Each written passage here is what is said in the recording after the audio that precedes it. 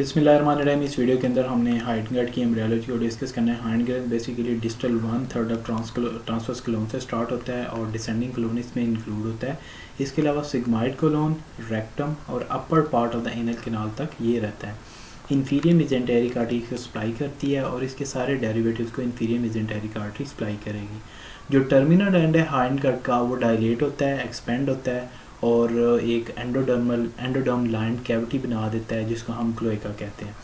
और जो क्लोएका होता है उसकी जो सरफेस एक्टोडर्म्स है वो कवर्ड होता है और ये बेसिकली क्लोएकल मेम्ब्रेन बनाता है। Further later the cloaca is partitioned by the layer of mesoderm.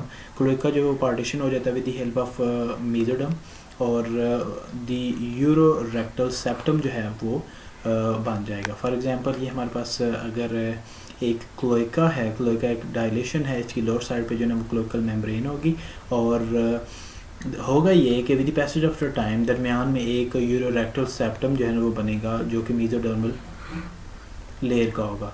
तो ये जो यूरोरेक्टल सेप्टम है, ये यूरोरेक्टल सेप्टम जो है ये बेसिकली इस क्लोएका को दो पार्ट्स में डिवाइड कर देता है। जो एंटीरियर पार्ट है वो हमारे पास यूरोजेनिटल साइनस होगा वेंट्रल साइड पे और जो पोस्टीरियर साइड पे होगा वो इनोरेक्टल कैनाल होगी और फ्यूचर में जो इनोरेक्टल कैनाल है वो हमारे पास रेक्टम और upper part of anal canal जो है वो बना देगा। उसके बाद हमारे पास जो क्लोएकल मेम्ब्रेन है itself is divided by the urorectal septum. वो यूरोरेक्टल क्लोएकल मेम्ब्रेन है itself is divided by the urorectal septum into the ventral urorectal membrane और वेंट्रल यूरोजेनिटल मेम्ब्रेन और dorsal anal membrane. At the end यहाँ पे जो हमारे पास cloacal membrane है वो भी यूरोरेक्टल जो सेप्टम है उसकी वजह से वो दो पार्ट्स में डिवाइड होगी। जो एंटीरियर साइड पे होगी वो हमारे पास यूरोजेनिटल मेम्ब्रेन होगी और जो पोस्टीरियर साइड पे होगी वो हमारे पास एनल मेम्ब्रेन होगी और दरमियान में हमारे पास पेरिनियल बॉडी प्रेजेंट होगी। ये दरमियान में हमारे पास यहाँ पे पेरिनियल जो हमारे पास यूरोरेक्टल सेप्टम है वो क्लोएकल मेम्ब्रेन तक जो है ना वो ग्रो करेगा और वहाँ पे जाके उसके साथ फ्यूज़ हो जाएगा और जब फ्यूज़ होगा तो वहाँ पे एक बॉडी बनेगी जिसको पेरिनियल बॉडी कहते हैं। जो अपर 2/3 ऑफ द एनल कैनाल है वो ओरिजिनेट होती है हाइंडगार्ड से और जो लोअर 1/3 जो है वो बेसिकली एक्टोडर्मल जो प्रोक्टोडर्म है उससे ओरिजिनेट होती है जो कि प्रिमिटिव एनल पिट से बनी है। क्लोएकल मेम्ब्रेन जो है वो फर्दर फिर एनल मेम्ब्रेन में कन्वर्ट हो जाएगी और उसके बाद जो है वो पेक्टिनेट लाइंस के अंदर जो है वो उसकी अडल्ट के अंदर जो है वो प्रेजेंटेशन होगी। Because of the dual embryological origin of the anal canal, there are the several variations between the upper and the lower part. The following table summarizes some of them. क्योंकि जो हमारे पास anal canal है उसकी ये अगर हम anal canal को यहाँ पे ड्रा करें तो एनल कैनाल का जो अपर वाला 2/3 का पार्ट है वो हाइंडगार्ड से ओरिजिनेट हुआ है और जो 1/3 लोअर पार्ट है इसकी जो ओरिजिन है ये बेसिकली एक्टोडर्मा ओरिजिन है। तो इसलिए ये जो दो ओरिजिन्स होने की वजह से डिफरेंट टाइप की वेरिएशन जो है वो एनल कैनाल के अंदर प्रेजेंट होंगी। अब हम जो अपर पार्ट है वहाँ पे क्या जो है ना वो स्ट्रक्चर्स होंगी, क्या उसके अंदर वेरिएशंस होंगे, लोअर पार्ट के अंदर क्या होंगी। एम्ब्रियोलॉजिकल ओरिजिन जो अपर पार्ट का है वो एंडोडर्मल है और जो लोअर पार्ट है वो एक्टोडर्मा ओरिजिन है। इसके अलावा जो एपिथेलियम यहाँ पे लाइन कर रही है अपर पार्ट के अंदर वो कोलमनर है और लोअर पार्ट के अंदर स्ट्राटिफाइड स्क्वामस एपिथेलियम होगी। आर्टीरियल सप्लाई जो हमारे पास हाइंडगट की जो ब्रांच है, जो हाइंडगट आर्टरी जो हमारे पास इंफीरियर मेजेंटेरिक आर्टरी की सुपीरियर रेक्टल आर्टरीज को सप्लाई कर रही है और इंफीरियर रेक्टल आर्टरी जो है वो लोअर पार्ट को सप्लाई कर रही है। इसके अलावा वेनस ड्रेनेज जो है वो अपर पार्ट की वो होगी पोर्टल सिस्टम के अंदर और जो इंफीरियर पार्ट है उसकी केबल सिस्टम के अंदर इसकी ड्रेनेज वेनस ड्रेनेज होगी। लिम्फेटिक ड्रेनेज जो है वो अपर पार्ट की इंटरनल इलियक लिम्फ नोड के अंदर और इसके साथ जो है वो पैरा ऑर्टिक लिम्फ नोड के अंदर भी इसकी ड्रेनेज होगी और सुपरफिशियल इंग्वाइनल लिम्फ नोड जो हैं वो ड्रेन करेंगे लोअर पार्ट को। उसके अलावा इनर्वेशन जो है by the autonomic nervous system के ज़रिए होती है और अपर पार्ट जो है वो पेनलेस होता है और जो लोअर पार्ट है इसकी जो इनर्वेशन है basically by the somatic innervation होती है और वेरी सेंसिटिव और इंफीरियर रेक्टल जो नर्व है वो इसको सप्लाई कर रही है, इंफीरियर रेक्टल नर्व। इसके अलावा एनल कॉलम जो है वो अपर पार्ट के अंदर प्रेजेंट होते हैं लेकिन लोअर पार्ट के अंदर वो एब्सेंट होते हैं। तो ये थी हमारे पास जनरल से एक एम्ब्रियोलॉजी। अब हमारे पास हाइंडगार्ड जो है उसकी जो अबनॉर्मेलिटीज़ है वो यहाँ पे आएंगी। सबसे पहले abnormal extension of the urorectal septum leading to the incomplete division of the cloaca.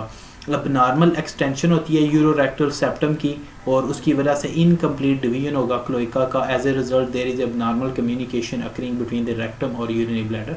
Rectum और यूरिनरी ब्लैडर के दरमियान एक एबनॉर्मल कम्युनिकेशन होगी जिसको हम रेक्टो वेजाइकल फिस्टुला कहते हैं, या फिर between the rectum and the urethra जिसको हम रेक्टो यूरेथ्रल फिस्टुला कहते हैं इन द मेल्स। एंड तो इसमें होता ये है कि जो हमारे पास यूरोरेक्टल सेप्टम है इसकी जो अब नॉर्मल एक्सटेंशन होती है उसकी वजह से एक इनकम्प्लीट जो डिवीजन होती है वो क्लोइका की रह जाएगी। अब हमारे पास आता है कंजेनिटल मेगाकोलोन और हिस्प्रम डिजीज। इसमें absence of the parasympathetic ganglion which derived from the neural crest cell. जो बेसिकली पैरासिम्पथेटिक सिस्टम है इसके जो पोस्ट गैंग्लियनिक फाइबर्स हैं वो ओरिजिनेट हो रहे हैं हमारे पास न्यूरोक्रस सेल से। तो बेसिकली अगर पैरासिम्पथेटिक जो गैंग्लियंस हैं वो हमारे पास मेगाकोलोन के अंदर या हमारे पास lower part of the intestine के अंदर वो एब्सेंट होंगे और वो प्रेजेंट नहीं होंगे तो उस कंडीशन को हम कंजेनिटल मेगाकोलोन कहेंगे या हिरस्प्रंग डिजीज़ कहेंगे।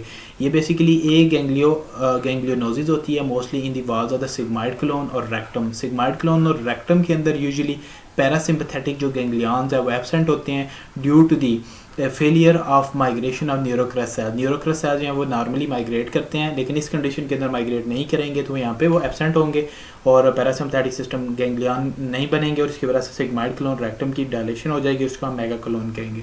इसमें क्या होगा, no parasympathetic ganglion, no relaxation of the colon, no peristalsis resulting the movement of the intestinal content और no movement of the intestinal content, और उसकी वजह से जो इंटेस्टिनल जो साइज़ है इंटेस्टाइन का वो इंक्रीज़ होना शुरू हो जाएगा और उस कंडीशन को हम मेगाकोलोन कहेंगे या बिग कोलोन कहेंगे। इसके अलावा हमारे पास जो रेक्टो एनल फिस्टुलाज हैं, narrow fibrous tube extending from the rectum to the perineal surface. तो रेक्टम से पेरिनियल सरफेस की तरफ जो अब नॉर्मल हमारे पास एक फाइब्रस ट्यूब होगी उसको रेक्टो एनल फिस्टुला कहेंगे। उसके बाद हमारे पास एक कंजेनिटल कंडीशन आती है जिसमें इम्परफोरेट एनस होता है, failure of the anal membrane to rupture or perforate, उसमें इम्परफोरेटेड एनस मिलेगा। उसके बाद एनल एजेनेसिस होगी, is a blind ended of the anal canal inferior to the puborectalis muscle. और उसके बाद नेक्स्ट कंडीशन है rectal atresia, both the anal canal and the rectum are found but are separated.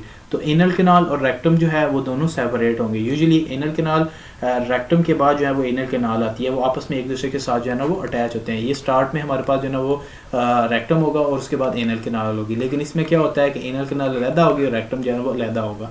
उसके बाद anorectal agenesis is a blind ended of the rectum above the puborectalis muscle। जो puborectalis muscle है यहाँ पे इससे ऊपर जो हमारे पास रेक्टम है उसकी ब्लाइंड एंडिंग होगी, नीचे एनस होगा, लेकिन यहाँ पे कोई इनके दरमियान आपस में कम्युनिकेशन नहीं होगा।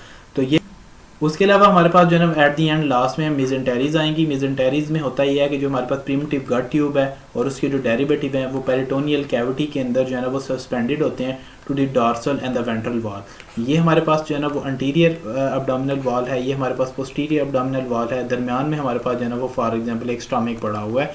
तो ये बेसिकली साथ में हमारे पास स्मॉल इंटेस्टाइन और लार्ज इंटेस्टाइन है। कुछ जो स्ट्रक्चर्स हैं वो पोस्टीरियर वॉल के साथ अटैच होती हैं, कुछ स्ट्रक्चर जो हैं वो एंटीरियर वॉल के साथ अटैच होती हैं, दरमियान में सस्पेंड कर रही होती हैं। अब होता ये है कि जो अब्डोमिनल जो हमारे पास स्ट्रक्चर्स हैं जो कि वेंट्रल वॉल के साथ या एंटीरियर वॉल के साथ अटैच होती हैं वो वेंट्रल मेसेंटेरी के थ्रू अटैच होंगी, और जो पोस्टीरियर वॉल के थ्रू अटैच होती हैं वो हमारे पास डॉर्सल मेसेंटेरी के थ्रू अटैच होंगी। इसके अलावा अटैचमेंट प्रोवाइड और सस्पेंशन के अलावा जो मेसेंटेरीज हैं वहाँ से कुछ ब्लड वेजल्स, नर्व और लिम्फेटिक भी गुजरती हैं।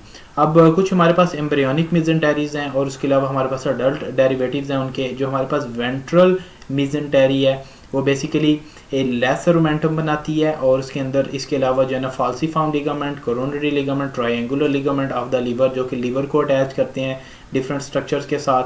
और जो लेसर मोमेंटम है ये हमारे पास हिपैटोगैस्ट्रिक और हिपैटोड्यूडिनल लिगामेंट इसके अंदर होते हैं जो कि लीवर को स्टोमिक और लीवर को ड्यूडिनम के साथ अटैच करते हैं।